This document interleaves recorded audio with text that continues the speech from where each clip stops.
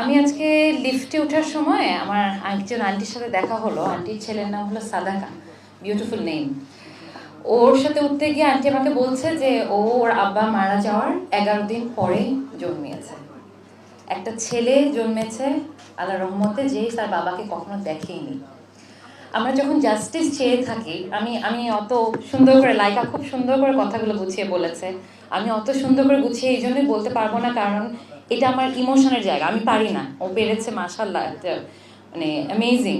কিন্তু যেখানে আমার নিজের আব্বু মারা গেছে, সেখানে আসলে জাস্টিস চাওয়াটা কিন্তু অনেক ডিফিকাল্ট হয়, কারণ আপনার ইমোশন আপনাকে অনেক ওভার পাওয়ার করে ফেলে। আমি আন্টিদেরকে দেখছি আর আমার অনেক খারাপ লাগছে যে আমি জানি আন্টিরা কি গো থ্রু করেছে 11টা বছর একটা পার্টনার, একটা ফ্রেন্ড না থাকা।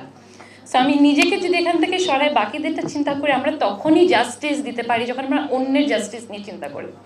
সো আজকে যখন আমি এখানে বসে আছি, আমি কর্নেল নায়াতের মেয়ে নাবিলা হিসাবে বসে নাই, আমি একটা সিটিজেন অফ বাংলাদেশ হিসেবে বলতে চাই যে যে কোনো সিটিজেনের এগেনস্টে যখন এরকম কিছু হয়, যেটা বিডিআরের 2009-এ হয়েছে, আমাদের সবার দাঁড়ানো উচিত। আমার গায়ে গুলি লাগছে না মানে এই না যে আমি দাঁড়াবো না। সো অন্যের পার্সপেক্টিভ থেকে দেখে প্রথম জিনিস, আমি এখানে হাইড অ্যান্ড সিকও করবো না, আমি পলিটিক্যালিও আই উইল বি ভেরি র।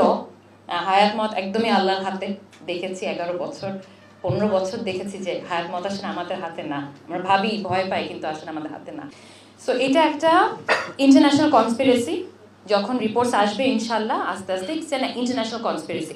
It had nothing to do with the ডাল ভাত অপারেশন, যেটা তখন তারা ওইভাবে করে পোর্ট্রে করার জন্যই একটার পর একটা সিচুয়েশন ক্রিয়েট করেছে, সো দ্যাট জিনিসটা এই লেভেলে যায় যে একজনকে মার্ডার করা যায়।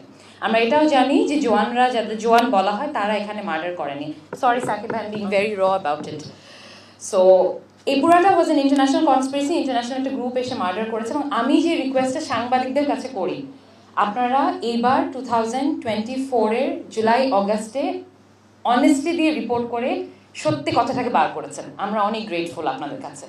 এখন প্লিজ 2008-এর ইলেকশনে আওয়ামী লীগ আসার পর থেকে, আওয়ামী লীগ এসেছে তাই আওয়ামী লীগ বলছি, it's nothing political, just fact, যা যা ইনসিডেন্ট হয়েছে starting from BDR mutiny, because this was the start of breaking the spine of a country.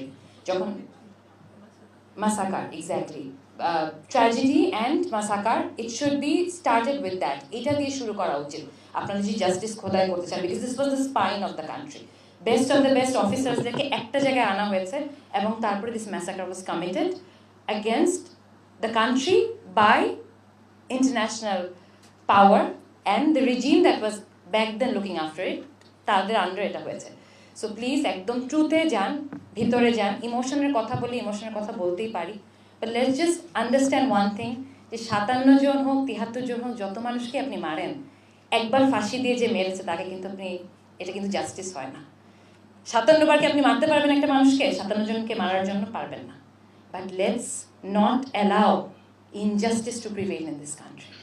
Aunty, আপনাদের সবাইকে, মানে আমি যদি আব্বুর মেয়ে নাও হই, just as a human being আমি আপনাদেরকে রেসপেক্ট করি যে আপনারা এতটা কারেজ নিয়ে থেকেছেন। আমার আম্মুর জার্নিটা আমি দেখেছি, আমি জানি আপনাদের সবার জার্নি সেম।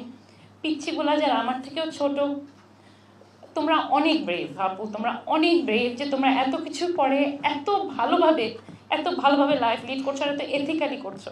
আল্লাহ আমাদের সবাইকে রাইট পথে থাকার তৌফিক দিক। At the same time Allah justice আনবে বাই অল অফ ইউ, যারা অ্যারেঞ্জ করছে আন্টিরা, সাকিব ভাই, এবং যারা অ্যারেঞ্জ করেছেন আন্টি, আমি সবার নাম বলছি না, সরি, একটু ইমোশনাল হয়ে আছে। Thank you so much for creating the platform. আপনাদের অনেক বড় রেসপন্সিবিলিটি আছে, ইনশাল্লাহ আপনারা ট্রুথটা বার করবেন এবং জাস্টিস উইল প্রিভেইল।